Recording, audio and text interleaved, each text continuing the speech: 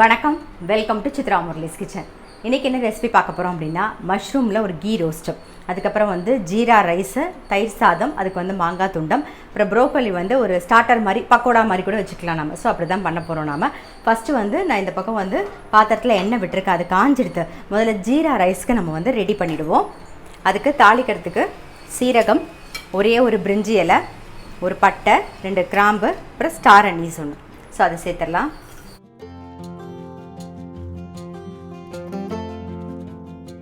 ஒரே ஒரு வெங்காயம் நீட்ட வாக்கில் கட் பண்ணி வச்சுருக்கேன், அதையும் சேர்த்துக்கலாம். இந்த மசாலா பொரிஞ்சோடனே டக்குன்னு அதை போட்டுடலாம்.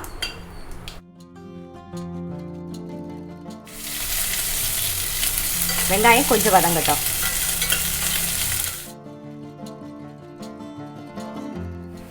வெங்காயம் வந்து நல்லா வதங்கிடுது. நம்ம வந்து 1 கப்பு பாஸ்மதி அரிசியை நல்லா வாஷ் பண்ணிவிட்டு ஒரு 20 நிமிஷம் ஊற வச்சு தண்ணியெல்லாம் வடிய விட்டு எடுத்து வச்சுருக்கோம். 1 கப்பு பாஸ்மதி அரிசிக்கு 2 கப்பு தண்ணி விடுறேன் நான். ஏன்னா நம்ம வந்து தக்காளி அந்த மாதிரி அந்த கிரேவியாக பண்ணலை, நம்ம வெறும் அந்த ரைஸ் மட்டும் தானே வெடிக்க போகிறோம். அதனால் வந்து 1 கப்பு பாஸ்மதி அரிசிக்கு 2 கப்பு தண்ணி கரெக்டாக இருக்கும். ஸோ 2 கப்பு தண்ணி. அப்புறம் இது கூடவே வந்து உப்பு சேர்த்துருவோம், தேவையான உப்பு. அப்புறம் ஒரே ஒரு பச்சை மிளகா, கொஞ்சம் கொத்தமல்லி, கொஞ்சம் புதினா, அதையும் சேர்த்துடலாம்.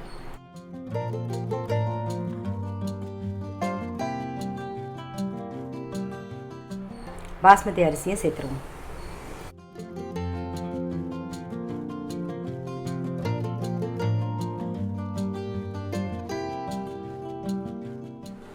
தண்ணி வந்து ஒரு கொதி வரணும். அதுக்குள்ளே நம்ம என்ன பண்ணுவோம்னா, இந்த பக்கம் கடாய் வச்சுருக்கோம். நம்ம மஷ்ரூம் கீ ரோஸ்ட்டு தான் பண்ண போகிறோம். அதுக்கு வந்து ட்ரையாக வந்து வறுத்துக்க வேண்டிய சாமான்லாம் வறுத்துக்கலாம். முதல்ல 2 டீஸ்பூன் தனியா, 1 டீஸ்பூன் சீரகம், 1 டீஸ்பூன் சோம்பு, அப்புறம் வரமிளகா ஒரு 6 வரமிளகா. ஃபஸ்ட் இதை வறுத்துக்கலாம்.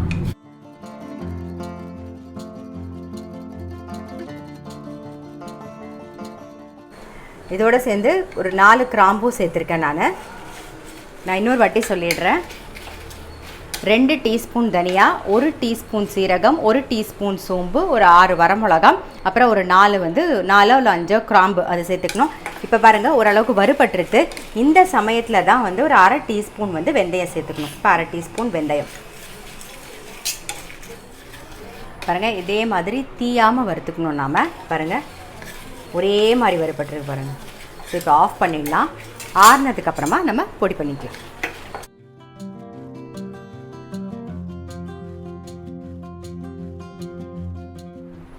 பாருங்கள், தண்ணி நல்லா கொதிச்சுடுது. ஜீரா ரைஸ்க்கு சிம்மில் வச்சுட்டு மூடி வச்சிடலாம், அதுக்குள்ளே வெந்துடும். இப்போ நம்ம வந்து மஷ்ரூம் கீ ரோஸ்ட்டுக்கு வந்து வறுத்த சாமான்லாம் நல்லா ஆறிடுது. ஃபஸ்ட்டு அதை பொடி பண்ணி எடுத்துகிட்டு வந்துடுவோம். வறுத்த சாமான்லாம் நல்லா வந்து ஆறிடுத்து, பொடி பண்ணியாச்சு. இப்போ இதை வந்து ஒரு பவுலில் மாற்றிடுவோம்.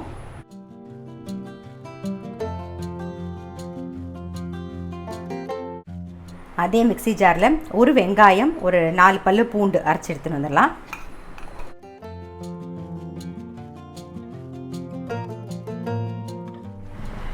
வெங்காயமும் பூண்டும் வந்து நம்ம வந்து அரைச்சாச்சு.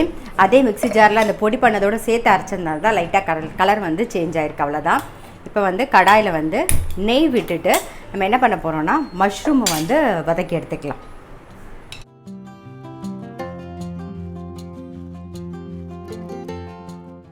மஷ்ரூம் சேர்த்துடலாம்.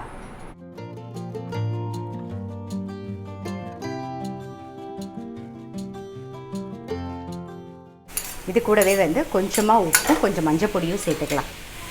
கொஞ்சம் உப்பு, கொஞ்சமாக மஞ்சள் பொடி.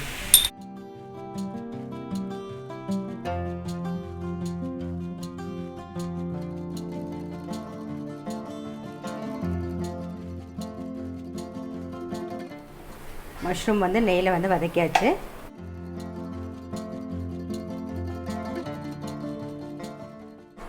அதுக்குள்ளே இந்த பக்கம் வந்து ஜீரா ரைஸும் ரெடி ஆகிடுது. பாருங்கள், ஆஃப் பண்ணிவிட்டு மேலாக ஒரே ஒரு ஸ்பூன் நெய் விட்டுக்கலாம். நெய் விட்டுட்டு அப்படியே தம் போட்டுரும், அப்படியே மூடி வச்சு. ஸோ அதுக்கப்புறமா ஓப்பன் பண்ணி பார்த்துக்கலாம். அதுக்குள்ளே இதே கடாயிலே வந்து நம்ம நெய்யை விட்டுட்டு அடுத்ததை வதக்கிக்கலாம். நெய் ஒரு ஸ்பூன் விட்டுக்கலாம். இப்போ நெய் காஞ்செடுத்து கொஞ்சம் கடுகு, கொஞ்சமாக கருவேப்பிலை, அப்புறம் ஒரே ஒரு வெங்காயம் பொடியாக கட் பண்ணதை அதையும் சேர்த்துக்கலாம்.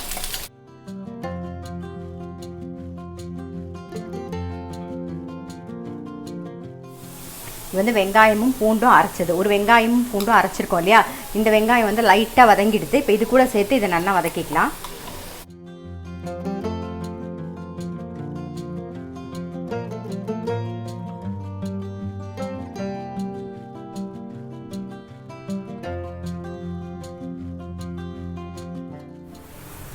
வெங்காயம் நல்லா வதங்கிடுது, பூண்டு வதங்கிடுது.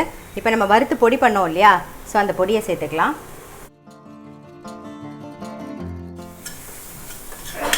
அந்த பொடி வந்து வேணுங்கிற அளவு நம்ம போட்டுக்கலாம். இப்போ மிக்ஸி ஜாராலுமே அந்த தண்ணி விட்டுருவோம், ஒரு கொதி வரட்டும்.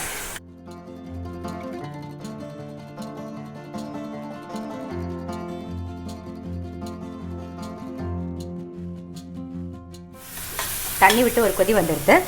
இப்போ நம்ம வந்து மஷ்ரூம் வதக்கி வச்சுருந்தோம்ல, அதை சேர்த்துடலாம். இது கூடவே வந்து ஒரு அரை கப்பு தயிர் நல்லா பீட் பண்ணி வச்சுருக்கேன், அதையும் சேர்த்துக்கிறேன்.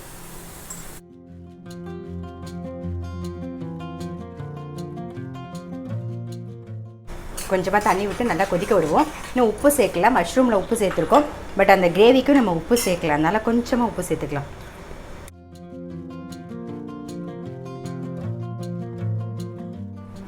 இந்த பக்கம் வந்து மஷ்ரூம் கொதிச்சுன்னு இருக்கு, அதுக்குள்ளே இந்த பக்கம் தண்ணி வச்சுருக்கேன். கொஞ்சமாக உப்பு சேர்த்துக்கலாம், கொஞ்சம் மஞ்சள் பொடி போட்டுட்டு நான் வந்து ப்ரோக்கோலி வந்து வாஷ் பண்ணி ரெடியாக எடுத்து வச்சுருக்கேன், அதையும் சேர்த்துருவோம். ஒரு 3/4 பாகம் வேக வச்சுக்கலாம்.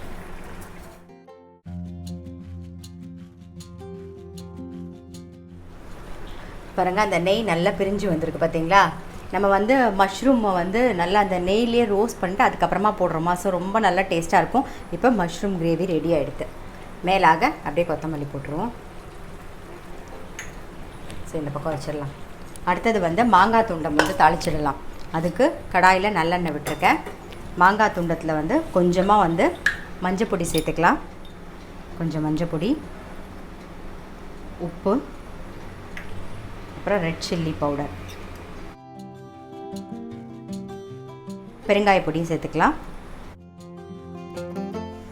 நல்லெண்ணெய் காஞ்செடுத்து ஸோ கடுகு தாளிச்சுக்கலாம்.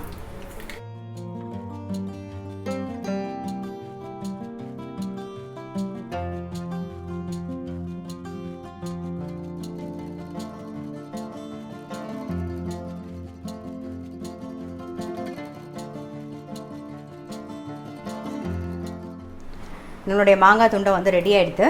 அப்புறம் வந்து ப்ரோக்கோலி வந்து வெந்துட்டு இருக்கு. வெந்ததுக்கப்புறமா நம்ம அதை பக்கோடா பண்ணிக்கலாம். இதை ஓரமாக வச்சுருவோம்.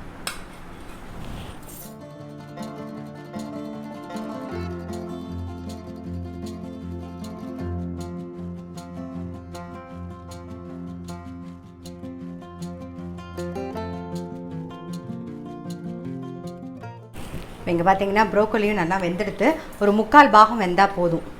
ஸோ எடுத்துடலாம்.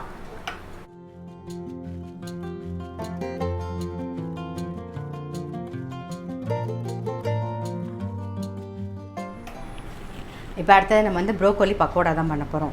அதுக்கு ஒரு கப்பு வந்து கடலை மாவு எடுத்துக்கிறேன். மாவு 1 டீஸ்பூன் கார்ன்ஃப்ளவர், கொஞ்சமாக ரெட் சில்லி பவுடர், மஞ்சள் பொடி, அப்புறம் உப்பு.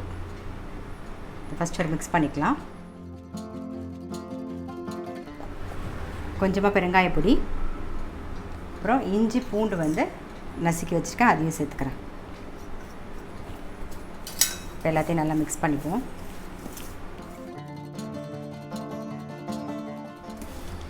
இப்போ நல்லா மிக்ஸ் பண்ணியாச்சு. இப்போ வந்து நம்ம வேக வச்சுருக்கோம் இல்லையா ப்ரோக்கோலி, அதையும் சேர்த்துடலாம்.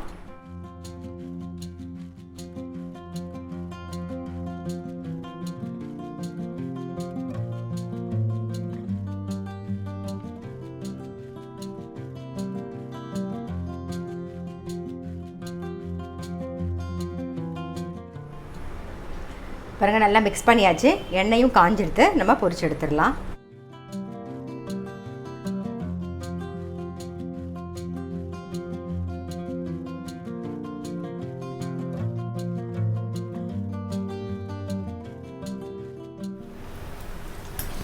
எடுத்துடலாம்.